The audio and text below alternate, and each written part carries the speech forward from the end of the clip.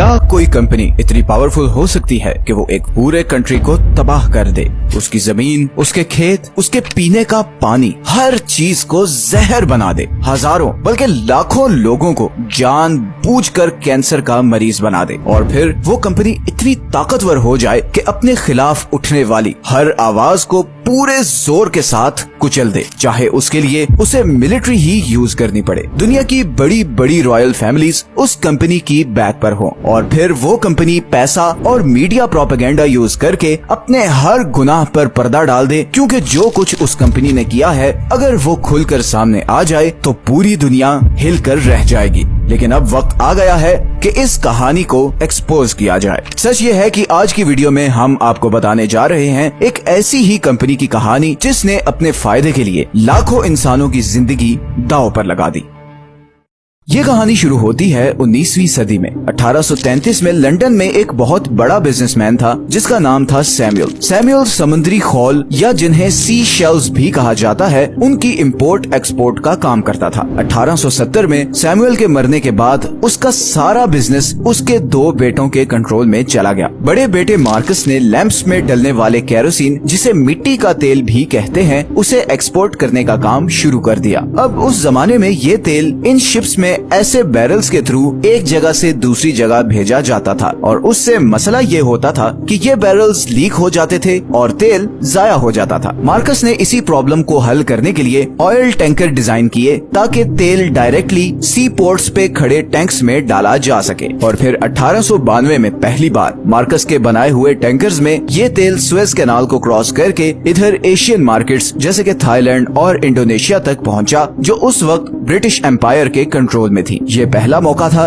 कि एशिया और यूरोप की ऑयल की सप्लाई समंदर के जरिए आपस में कनेक्ट हुई। इस एक ट्रिप की वजह से मार्कस को एक बहुत बड़ी बिजनेस अपॉर्चुनिटी नजर आ गई। उस जमाने में सिर्फ एक और कंपनी थी जो ऑयल सप्लाई करने का काम कर रही थी, और वो थी स्टैंडर्ड ऑयल, रॉकफेलर फैमिली की अपनी ऑयल कंपनी। लेकिन स्टैंडर्ड ऑयल सिर्फ यूरोप तक ऑयल सप्लाई कर रही थी, और उन्हें जब पता चला कि मार्कस अपने ऑयल टैंकर्स लेकर एशिया गया है, तो उन्होंने मार्कस को ऑफर की कि वो स्टैंडर्ड ऑयल के टैंकर्स भी एशिया सप्लाई करना शुरू करे और बदले में उनसे कमीशन ले ले। मगर मार्कस के जहन में कुछ और ही था। उसने सोचा कि किसी और कंपनी के लिए काम करने से बेहतर है कि क्यों ना अपनी खुद की ऑयल ट्रेडिंग कंपनी बनाई जाए। लेकिन ये बड़ा रिस्की काम था, बिकॉज रॉकफेलर्स उस वक्त हर जगह छाए हुए थे, और स्टैंडर्ड ऑयल के मुकाबले में कंपनी खोलने का मतलब था उनसे दुश्मनी लेना। मगर मार्कस ने किसी की परवाह किए बगैर 1907 में रॉयल डच पेट्रोलियम के साथ मिलकर एक नई कंपनी बनाई और उसका नाम रखा शेल। स्टैंडर्ड ऑयल को चैलेंज करना कोई आसान काम नहीं था, but thanks to a very high demand of oil at that time, Shell बहुत जल्द दुनिया की टॉप ऑयल सप्लाई करने वाली कंपनी बन गई। इवन वर्ल्ड वॉर 1 में शेल ब्रिटिश आर्मी को सबसे ज्यादा ऑयल सप्लाई करने वाली कंपनी थी। बल्कि कई डॉक्यूमेंट्स में तो ये भी कहा गया है कि अगर शेल ना होती तो शायद एलाइज कभी भी जर्मन्स को हरा ना पाते।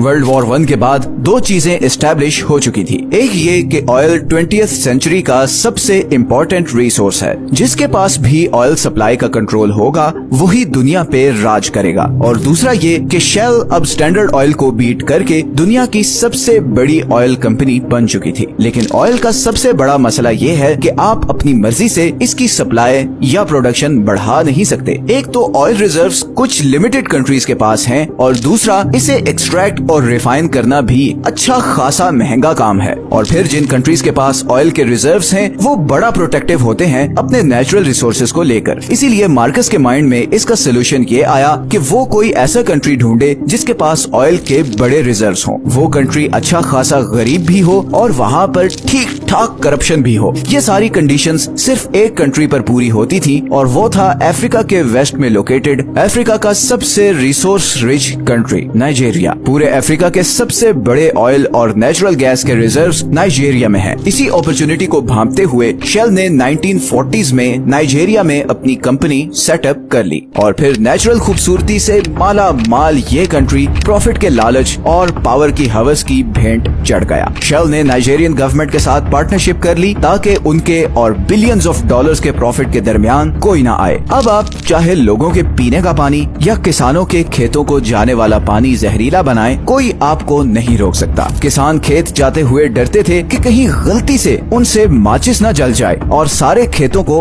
आग न लग जाए। नदियों में पानी कम और तेल ज्यादा था। कई किसान तो लिटरली इस तेल में तैर कर अपने खेतों तक पहुंचते थे। सारी नहरें तेल की वजह से खाली हो चुकी थी। लोग पानी लेने के लिए नल खोलते तो उसमें से भी तेल निकलता। लोगों में कैंसर फैलना शुरू हो गया। ऐसी बीमारियां फैलने लगी जो पहले किसी ने सुनी भी नहीं थी। खेत बंजर होने लगे और मजबूरन लोगों ने शेल के खिलाफ प्रोटेस्ट्स करना शुरू कर दिए। लेकिन जब गवर्नमेंट ही आपके पार्टनर हो तो प्रोटेस्ट्स आपका कुछ नहीं बिगाड़ सकते। 1990 में शेल के खिलाफ होने वाले प्रोटेस्ट्स पर आर्मी बुलाई गई और निहत्थे लोगों पर गोलियां चलाई गईं और ग्रेनेड फेंके गए। 80 लोग मारे गए और 600 घरों को आग लगा दी गई। इन लोगों का जुर्म सिर्फ ये था कि ये एक कंपनी के खिलाफ आवाज उठा रहे थे जिसने इनके पीने का पानी और खाना उगाने वाले खेतों को जहर बना दिया था, जिसकी वजह से इनके बच्चे कैंसर से मर रहे थे। शेल को इस सारी ट्रेजेडी से कोई फर्क नहीं पड़ा, बल्कि 3 साल बाद ही 1993 में एक नई पाइपलाइन के खिलाफ होने वाले प्रोटेस्ट्स पर शेल के कहने पर नाइजीरियन आर्मी ने डायरेक्ट फायरिंग की, जिससे एक आदमी की मौत हो गई और 11 लोग घायल हो गए। शायद आपके जहन में ये सवाल आ रहा हो कि नाइजीरियन मिलिट्री कैसे एक कंपनी के लिए अपने लोगों पर गोली चला सकती है। तो दोस्तों, शेल सिर्फ गवर्नमेंट ही नहीं बल्कि नाइजीरियन आर्मी जनरल्स को भी हैवी फंडिंग दे रखी थी। इसके साथ साथ शेल ने नाइजीरियन आर्मी को state of the art guns, ships और इवन हेलीकॉप्टर्स भी गिफ्ट किए। जब सबका कॉमन इंटरेस्ट एक हो तो फिर प्रोटेस्टर्स की वैल्यू ही क्या रह जाती है। शेल ने पैसे के जरिए सबको खामोश करवा दिया था। सब कुछ शेल के कंट्रोल में था सिवाय एक आदमी के। इस आदमी का नाम था केन सारो-वीवा। केन एक राइटर और एनवायरमेंटल एक्टिविस्ट था। केन ने शेल के खिलाफ एक जबरदस्त मूवमेंट चलाना शुरू की। प्रेस से लेकर स्कूल, कॉलेजेस, यूनिवर्सिटीज और इवन हॉस्पिटल्स में भी केन ने लोगों को ये अवेयरनेस देना शुरू की कि शेल उनकी जिंदगियां बर्बाद कर रही है। केन के आसपास लोगों की एक भीड़ इकट्ठी होने लगी। केन का सिर्फ एक मिशन था कि शेल को नाइजीरिया से बाहर निकाला जाए। शेल ने केन से नेगोशिएट करने और उसे खरीदने की बहुत कोशिश की, मगर वो उसमें नाकाम रहे। अब क्योंकि केन के साथ लोगों की एक बहुत बड़ी तादाद थी तो उसके खिलाफ एक्शन लेना भी मुश्किल हो रहा था। केन और उसके साथियों ने शेल के ऑपरेशंस रोकना शुरू कर दिए। तेल ले जाने वाले ट्रक्स को रोड पर रोक लिया जाता। प्लांट पर काम करने वाले इंजीनियर्स को डराया धमकाया जाता ताकि वो नाइजीरिया को छोड़कर वापस अपने कंट्री चले जाएं। और हिस्ट्री में पहली बार शेल के ऑपरेशंस पर असर पड़ना शुरू हो गया। शेल को एक धचका लगा था। एक आदमी उनके रास्ते में सबसे बड़ी रुकावट बन चुका था। उसको हटाने के लिए बहुत ही स्मार्ट प्लान की जरूरत थी। शेल के लोग नाइजीरियन इंटेलिजेंस के ऑफिसर्स के साथ बैठे और उन्होंने केन को रास्ते से हटाने के लिए एक प्लान बनाया। 4 हफ्ते बाद केन के गांव के 4 लोकल चीफ्स को बेदर्दी से कत्ल कर दिया गया और इसका इल्जाम केन और उसके साथियों पर लगाया गया। हालांकि जिस दिन ये मर्डर हुआ, केन उस दिन गांव में था ही नहीं। केन के गांव के चंद लोगों को रिश्वत देकर झूठी गवाहियां दिलवाई गई और फिर 1 साल बाद ही 1995 में केन और उसके 9 साथियों को फांसी दे दी गई। मैसेज बहुत ही क्लियर था, जो भी शेल के खिलाफ जाएगा उसका यही अंजाम होगा। इन 9 लोगों की फैमिलीज ने नेदरलैंड्स में शेल के खिलाफ केस किया और फिर 2017 में 22 साल बाद शेल को इस ट्रेजेडी का आधा कसूरवार ठहराया गया। हालांकि 5 लोगों ने आकर कबूल किया कि उन्होंने शेल के कहने पर केन के खिलाफ झूठी गवाही दी थी। शेल को सिर्फ $15 मिलियन का फाइन करके छोड़ दिया गया। 2018 में दुबई में एक प्राइवेट प्रॉपर्टी डेटा लीक हुआ जिसमें देखा जा सकता था कि शेल ने $1.3 बिलियन की प्रॉपर्टी नाइजीरियन पेट्रोलियम मिनिस्टर और कुछ नाइजीरियन मिलिट्री जनरल्स को गिफ्ट की थी। इसी तरह इस कंपनी ने सिर्फ गवर्नमेंट और मिलिट्री को ही नहीं बल्कि आम लोगों में भी अपना अच्छा इमेज बनाने के लिए ऐसी मीडिया कैंपेन्स की जैसे कि